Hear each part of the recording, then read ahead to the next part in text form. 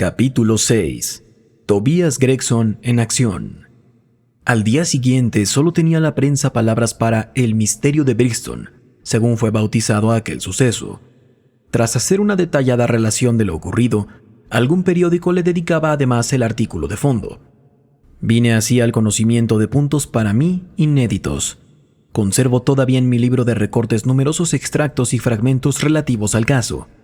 He aquí una muestra de ellos. El Daily Telegraph señalaba que en la historia del crimen difícilmente podría hallarse un episodio rodeado de circunstancias más desconcertantes.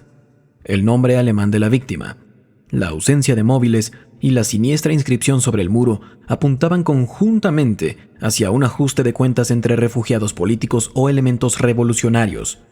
Los socialistas tenían varias ramificaciones en América, y el interfecto había violado sin duda las reglas tácitas del juego, siendo por ese motivo rastreado hasta Londres. Tras traer un tanto extemporáneamente a colación a la Wemgericht, a la Quatofana, los Carbonari, a la marquesa de Brinvilliers, la teoría darwiniana, los principios de Malthus y el asesinato de la carretera de Radcliffe, el autor del artículo remataba su perorata con admonición al gobierno y la recomendación de que los extranjeros residentes en Inglaterra fuesen vigilados más de cerca. Al Standard, todo se le volvía a decir que esta clase de crímenes tendían a cundir bajo los gobiernos liberales. Estaba su causa en el soliviantamiento de las masas y la consiguiente debilitación de la autoridad. El finado era de hecho un caballero americano que llevaba residiendo algunas semanas en la metrópoli. Se había alojado en la pensión de Madame Charpentier, en Torquay Terrace, Camberwell. El señor Joseph Stangerson, su secretario particular, le acompañaba en sus viajes. El martes día 4 habían partido los dos hacia Euston Station con el manifiesto propósito de coger el expreso de Liverpool. No existían dudas sobre su presencia conjunta en uno de los andenes de la estación. Aquí se extraviaba el rastro de ambos caballeros hasta el ya referido hallazgo del cadáver del señor Drever en la casa vacía de Brixton Road, a muchas millas de distancia de Euston. ¿Cómo pudo la víctima alcanzar el escenario del crimen y hallar la muerte? Eran interrogantes aún abiertos. Acerca del paradero del señor Stangerson no se sabía absolutamente nada. Por fortuna, incumbía al señor Lestrade y al señor Gregson, de Scotland Yard, la investigación del caso, sobre cuyo esclarecimiento, dada la conocida pericia de ambos inspectores, cabría esperar pronto noticias. Según el Daily News, el crimen no podía ser sino político. El ejercicio despótico del poder y el odio al liberalismo, propios de los gobiernos continentales, arrojaban hacia nuestras costas a muchos hombres que acaso fueran excelentes ciudadanos a no hallarse su espíritu estragado por el recuerdo de los padecimientos sufridos. Entre estas gentes regía un puntilloso código de honor cuyo incumplimiento se castigaba con la muerte. No debía excusarse ningún esfuerzo en la búsqueda del secretario, Stangerson, ni en la investigación de algunos puntos concernientes a los hábitos de vida del interfecto. De gran importancia resultaba sin duda el descubrimiento de la casa donde éste se había hospedado, hazaña imputable enteramente a la perspicacia y energía del señor Gregson de la Scotland Yard. Sherlock Holmes y yo repasamos estas noticias durante el desayuno, con gran regocijo por parte de mi amigo. Ya le dije que, independientemente de cómo discurriera esta historia, los laureles serían el foral para Gregson y Lestrade. Según qué visos tomé la cosa. Da lo mismo, bendito Dios. Si nuestro hombre resulta atrapado, lo habrá sido en razón de sus esfuerzos. Si por el contrario escapa, lo hará pese a ellos. Ocurra una cosa o la opuesta, llevan las de ganar. Un tonto siempre encuentra la forma de que otro tonto le admire. ¿Qué demonios sucede?, exclamé yo, pues se había producido de pronto en el vestíbulo primero y después en las escaleras un gran estrépito de pasos, acompañados de audibles muestras de disgusto por parte del ama de llaves. «Va usted a conocer el ejército de policías que tengo a mi servicio en Baker Street», repuso gravemente mi compañero, y en ese momento se precipitaron en la habitación media docena de los más costrosos pilluelos que nunca haya acertado a ver. «¡Firmes!», gritó Holmes con bronca voz, y los 6 perdidos se alinearon enhiestos y horribles como 6 esfinges de quincallería. «De aquí en adelante», prosiguió Holmes, «será Wiggins quien suba a darme el parte y ustedes se quedarán abajo». «¿Ha habido suerte, Wiggins?» «No, patrón, todavía no», dijo uno de los jóvenes. En verdad no esperaba otra cosa. Sin embargo, perseveren. Aquí tienen su jornal. Dio a cada uno un chelín. Largo, y no se les ocurra volver la próxima vez sin alguna noticia.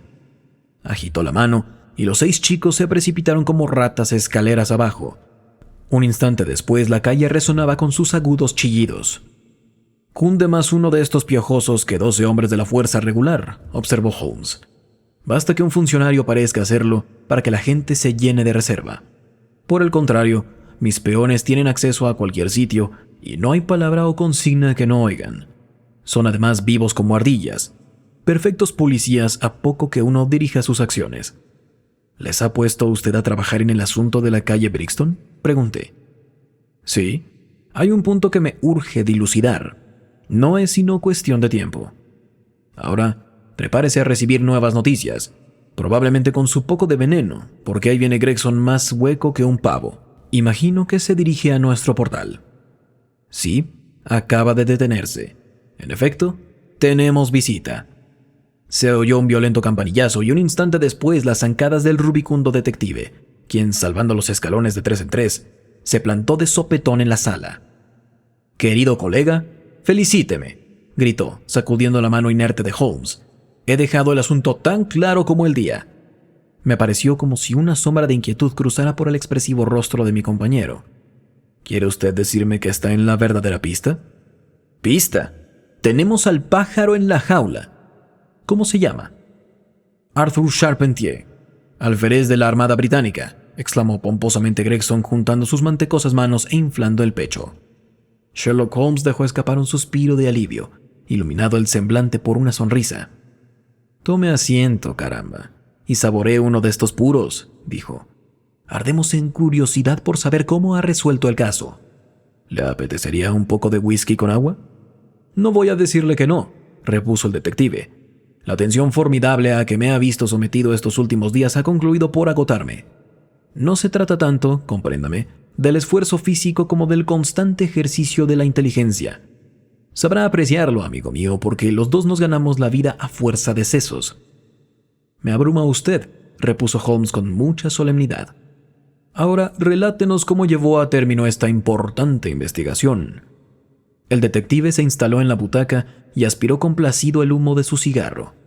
De pronto, pareció ganarle un recuerdo en extremo hilarante, y dándose una palmada en el muslo, dijo: «Lo bueno del caso es que ese infeliz de Lestrade, que se cree tan listo, ha seguido desde el principio una pista equivocada. Anda a la casa de Stangerson, el secretario, no más culpable del asesinato que usted o que yo. Quizá lo tenga ya bajo arresto». Semejante idea abrió de nuevo en Gregson la compuerta de la risa, tanta que a poco más se ahoga. «¿Y de qué manera dio usted con la clave?» «Se lo diré, aunque ha de quedar la cosa, como usted, Dr. Watson, sin duda comprenderá, exclusivamente entre nosotros. Primero, era obligado a averiguar los antecedentes americanos del difunto. Ciertas personas habrían aguardado a que sus solicitudes encontrasen respuesta o espontáneamente suministrasen información las distintas partes interesadas. Mas no es este el estilo de Tobias Gregson. ¿Recuerda el sombrero que encontramos junto al muerto?» «Sí», dijo Holmes. «Llevaba la marca John Underwood & Sons, 129, Camberwell Road». Gregson pareció al punto desarbolado. «No sospechaba que lo hubiese usted advertido», dijo. «¿Ha estado en la sombrerería?» «No». «Pues sepa usted», repuso con voz otra vez firme, «que no debe desdeñarse ningún indicio por pequeño que parezca». «Para un espíritu superior nada es pequeño», observó Holmes sentenciosamente.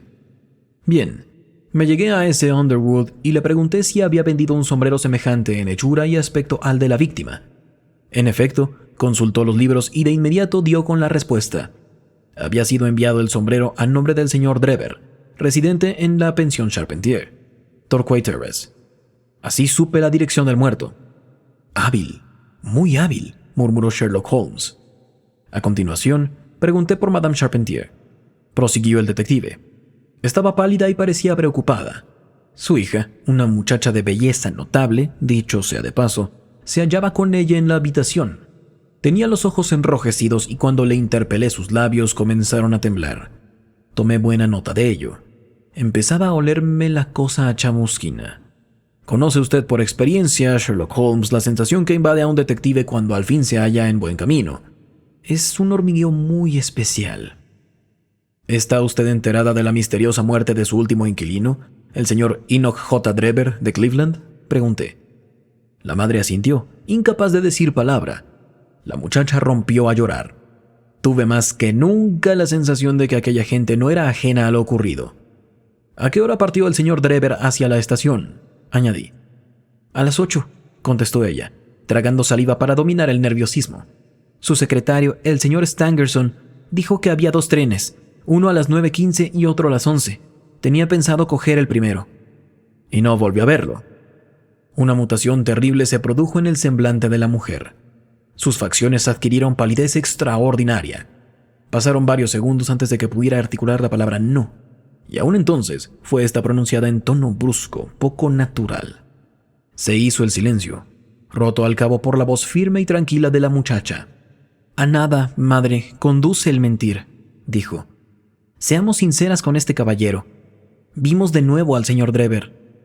«Dios sea misericordioso», gritó la madre echando los brazos a lo alto y dejándose caer en la butaca. «Acabas de asesinar a tu hermano». «Arthur preferiría siempre que dijésemos la verdad», repuso enérgica la joven. «Será mejor que hablen por lo derecho», tercié yo. «Con las medias palabras no se adelanta nada. Además, ignoran ustedes hasta dónde llega nuestro conocimiento del caso». «Tú lo has querido, Alice», exclamó la madre, y volviéndose hacia mí añadió. «No le ocultaré nada, señor. No atribuya mi agitación a temor sobre la parte desempeñada por mi hijo en este terrible asunto. Es absolutamente inocente. Me asusta tan solo que a los ojos de usted o de los demás pueda parecer que le toca alguna culpa. Mas ello no es ciertamente concebible. Sus altas prendas morales, su profesión, sus antecedentes constituyen garantía bastante». «Solo puede prestarle ayuda declarando la verdad», contesté. «Si su hijo es inocente, se beneficiará de ella». «Quizá, Alice, sea conveniente que nos deje solos», apuntó la mujer, y su hija abandonó el cuarto. «Bien, señor», prosiguió. «No tenía intención de hacerle semejantes confidencias, pero dado que mi niña le ha desvelado lo ocurrido, no me queda otra alternativa. Se lo relataré todo sin omitir detalle. El señor Drever ha permanecido con nosotros cerca de 3 semanas. Él y su secretario, el señor Stangerson, volvían de un viaje por el continente. Sus baúles ostentaban unas etiquetas con el nombre de Copenhague, señal de que había sido este su último apeadero. Stangerson era hombre pacífico y retraído. Siento tener que dar muy distinta cuenta de su patrón, agresivo y de maneras toscas. La misma noche de su llegada, el alcohol acentuó tales rasgos. No recuerdo, de hecho, haberlo visto nunca sobrio después de las 12 del mediodía. Con el servicio se concedía licencias intolerables, pero aún pronto hizo extensiva a mi hija tan reprobable actitud, llegando a permitirse una serie de insinuaciones que afortunadamente ella es demasiado inocente para comprender. En cierta ocasión, la tomó en sus brazos y la apretó contra sí, arrebato cobarde que su mismo secretario no pudo por menos de echarla en cara. «¿Por qué toleró esos desmanes tanto tiempo?», repuse. «¿Acaso no está usted en el derecho de deshacerse de sus huéspedes, llegado el caso?». La señora Charpentier se ruborizó ante mi pertinente pregunta. «Válgame Dios, ojalá lo hubiera despedido el mismo día de su llegada», dijo. Pero la tentación era viva. Me pagaba 1 libra por cabeza y día, lo que hace 14 a la semana, y estamos en la temporada baja. Soy viuda, con un hijo en la armada que me ha costado por demás. Me afligía la idea de desaprovechar ese dinero. Hice lo que me dictaba la conciencia. Lo último acaecido rebasaba el límite de lo tolerable y conminé a mi huésped para que abandonara la casa. Fue ese el motivo de su marcha». «Prosiga». «Cuando lo vi partir sentí como si me quitaran un peso de encima. Mi hijo se encuentra precisamente ahora de permiso, pero no le dije nada porque es de natural violento y adora a su hermana. Al cerrar la puerta detrás de aquellos hombres respiré tranquila. Sin embargo, no había pasado 1 hora cuando se oyó un timbrazo y recibí la noticia de que el señor Drever estaba de vuelta. Daba muestras de gran agitación, extremada, evidentemente por el alcohol. Se abrió camino hasta la sala que ocupábamos mi hija y yo e hizo algunas incoherentes observaciones acerca del tren, que según él no había podido tomar. Se encaró después con Alice y delante de mis mismísimos ojos le propuso que se fugara con él. «Eres mayor de edad», dijo, «y la ley no puede impedirlo. Tengo dinero abundante. Olvida a la vieja y vente conmigo. Vivirás como una princesa». La pobre chiquilla estaba tan asustada que quiso huir, pero aquel salvaje la sujetó por la muñeca e intentó arrastrarla hasta la puerta. Dio un grito que atrajo de inmediato a mi hijo Arthur. Desconozco lo que ocurrió después. Oí juramentos y los ruidos confusos de una pelea. Mi miedo era tanto que no me atrevía a levantar la cabeza. Cuando al fin alcé los ojos, Arthur estaba en el umbral riendo y con un bastón en la mano. «No creo que este tipo vuelva a molestarnos», dijo. «Iré detrás suyo para ver qué hace». A continuación llegaba la noticia de la muerte del señor Drever. El relato de la señora Charpentier fue entrecortado y dificultoso. A ratos hablaba tan quedo que apenas se alcanzaba a oír lo que decía. Hice, sin embargo, un rápido resumen escrito de cuanto iba relatando, de modo que no pudiese existir posibilidad de error. «Apasionante», observó Sherlock Holmes con un bostezo. «¿Qué ocurrió después?» Concluida la declaración de la señora Charpentier, repuso el detective, eché de ver que todo el caso reposaba sobre un solo punto. Fijando en ella la mirada de una forma que siempre he hallado efectiva con las mujeres, le pregunté a qué hora había vuelto su hijo. «¿No lo sabe?» «No. Dispone de una llave y entra y sale cuando quiere».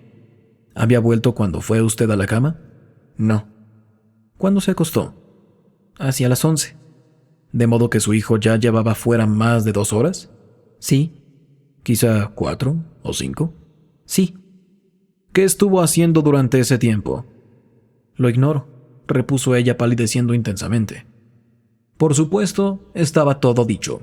Adivinado el paradero del teniente Charpentier, me hice acompañar de 2 oficiales y arresté al sospechoso. Cuando posé la mano sobre su hombro, conminándole a que se entregase sin resistencia, contestó insolente: «Imagino que estoy siendo arrestado por complicidad en el asesinato de ese miserable de Drever». Nada le habíamos dicho sobre el caso, de modo que semejante comentario da mucho que pensar. «Mucho», repuso Holmes. Aún portaba el grueso bastón que su madre afirma haberle visto cuando salió en persecución de Drever. Se trata de una auténtica tranca de roble. En resumen, ¿cuál es su teoría? Bien, mi teoría es que siguió a Drever hasta la calle Brixton. Allí se produjo una disputa entre los 2 hombres, en el curso de la cual Drever recibió un golpe del bastón, en la boca del estómago quizá, bastante a producirle la muerte sin la aparición de ninguna huella visible. Estaba la noche muy mala y la calle desierta, de modo que Charpentier pudo arrastrar el cuerpo de su víctima hasta el interior de la casa vacía. La vela, la sangre, la inscripción en la pared, el anillo, son probablemente pistas falsas con que se ha querido confundir a la policía. «Magnífico», dijo Holmes en un tono alentador. «Realmente progresa deprisa. Acabaremos por hacer carrera de usted». «Me pareció de haber realizado un buen trabajo», contestó envanecido el detective. El joven ha declarado que siguió un trecho al rastro de Drever, hasta que éste, viéndose acechado, montó en un coche de punto. De vuelta a casa se tropezó a un antiguo camarada de a bordo, y los 2 dieron un largo paseo. No ha sabido, sin embargo, decirme a satisfacción dónde se aloja este segundo individuo. Opino que las piezas encajan con pulcritud. Me divierte sobre todo pensar en las inútiles idas y venidas de Lestrade. Temo que le valgan de poco. Pero caramba, aquí lo tenemos. Sí, era Lestrade, que había subido las escaleras mientras hablábamos y entraba ahora en la habitación. Eché, sin embargo, en falta la viveza y desenvoltura propios de su porte. Traía el semblante oscurecido y hasta en la vestimenta se percibía un vago desaliño. Había venido evidentemente con el propósito de asesorarse cerca de Sherlock Holmes, porque la vista de su colega pareció turbarle. Permaneció todo confuso en el centro de la estancia, manoseando nerviosamente su sombrero y sin saber qué hacer. «Se trata», dijo por fin, «del más extraordinario, incomprensible asunto que nunca me haya echado en cara». «¿Usted cree, señor Lestrade?», exclamó Gregson con voz triunfante. «Sabía que no podría ser otra su conclusión. ¿Qué hay del secretario, el señor Stangerson?» «El secretario, el señor Joseph Stangerson», repuso Lestrade gravemente, «ha sido asesinado hacia las 6 de esta mañana, en el Private Hotel de Halliday».